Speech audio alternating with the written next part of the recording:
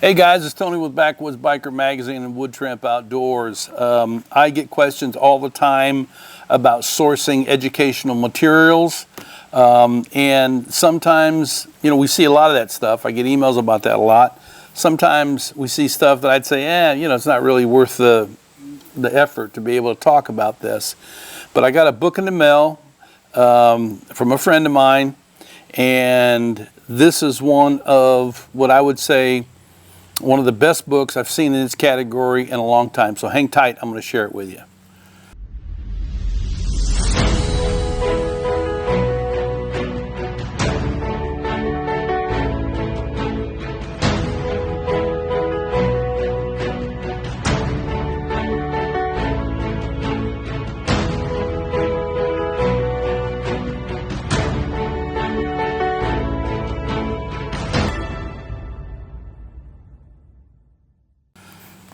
Okay guys, welcome back. The name of the book is Traditional Bushcraft by Craig Caudill.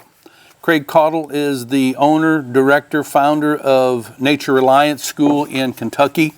I always forget the city he's in. And Craig is a great author. He's authored many books, and he is a world premier tracker, one of the master trackers that a lot of government agencies look towards because he truly has some corn in the crib.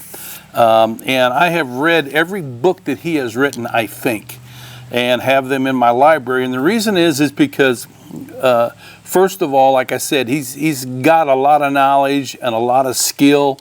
The second reason is I've met him personally, and I've interviewed him, and I've written about Craig. He is one of the most humble people that you'll ever meet with the type of knowledge that he carries. A lot of time in this industry, guys get a little notoriety and they become woodsy Jesus, right?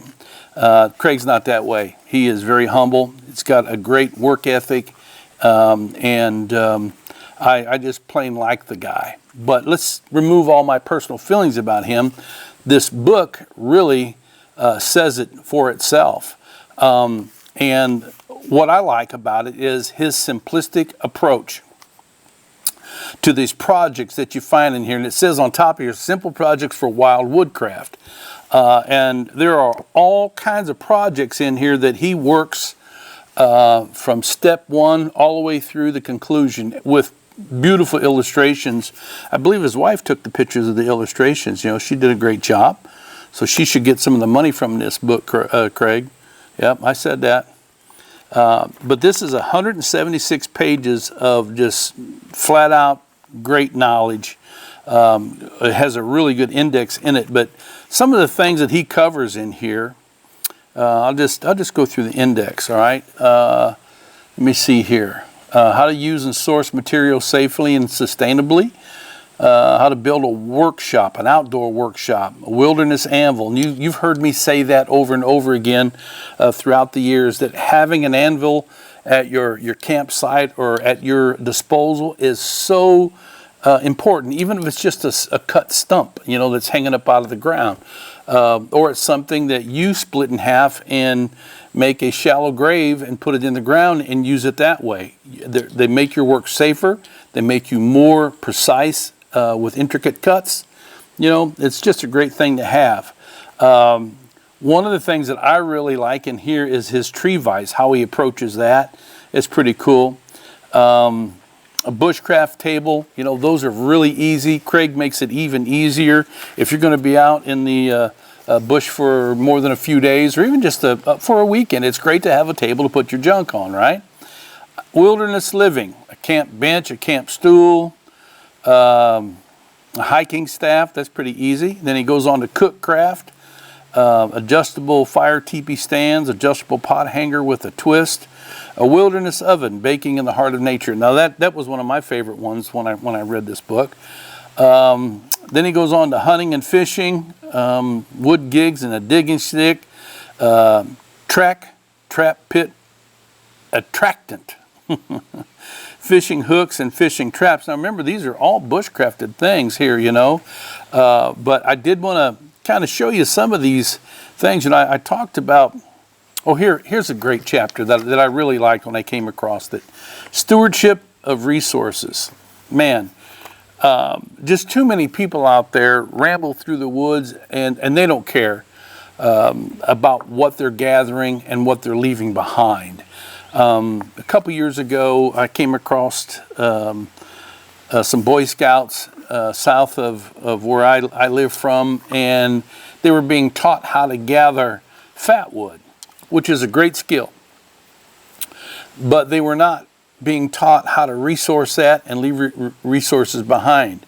They were just cutting down, branches off of a deadfall tree, a deadfall pine tree, and there was probably 30 pines in the area, and one tree would have provided that troop with everything they needed, but their scoutmaster just allowed them to run haphazard, and they probably had a 5 or 6 foot pile of fatwood branches that there was no way they're going to be able to take them out of the woods. Teach being conservative. Conservation is so important. Be a stewardship of what we have left of what God has given us. Choosing our tools. It all goes on and on and on here. Great. So I'm gonna grab some close-ups of this so you can see the in-depth way that he goes about everything here. Even a bushcraft mallet. I mean, a lot of guys don't use those anymore. They want to take their axe and use it. But building bushcraft mallets teaches you, hand-to-eye skills, and it also teaches you a good way to be able to develop those skills that are inherently already in you from the things you've done in the past. So I'm going to shut off the camera here, and we're going to set it up, and I'm going to take some shots of this so you can see it a whole lot better. All right, so a great illustration for this was his approach on building a buck saw out in the bush, okay? And as you see, I mean, he gives you supplies needed, everything you're going to need for your supplies. Then he goes down here to step number 1, and he tells you everything very, very plainly, right? Great illustrations, the photography by his wife. I think her name's Jennifer. It might be. If it's not, forgive me, wife. But then he goes on here to step number 2, step number 3, step number 4, just 1, 2, 3, 4.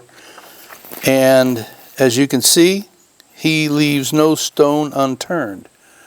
Step number 5, step number 6, illustration shows him very, very simple. Building a buck saw isn't very hard. He makes it even easier than most I've ever seen illustrated. So 5 steps or 6 steps to building a buck saw. Now, this book is full of these illustrations. Look at that. Well, here's 7 and 8, step 7 and 8. That was my bad. I missed that. Sorry. Because I flipped over here. But yeah, step 7, step number 8, and then of course, here it is, the finished product. Buck saws are indispensable when you're out in the bush, that's for sure. But here's one, froe handle, how to build a froe handle.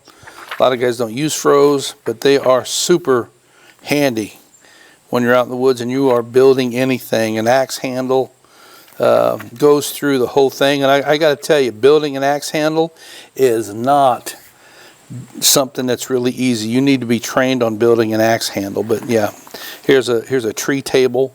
All kinds of these little projects. And what I like about this is that I am confident that if you get this book, if you are a novice and you get this book and you go through these projects, you will have gained a library of bushcrafting skills that you can use anywhere out in the woods at any time, and they will be the foundation because they're pretty fundamental and elementary, but they will be a foundation for you to build the rest of your skills. So I recommend this book.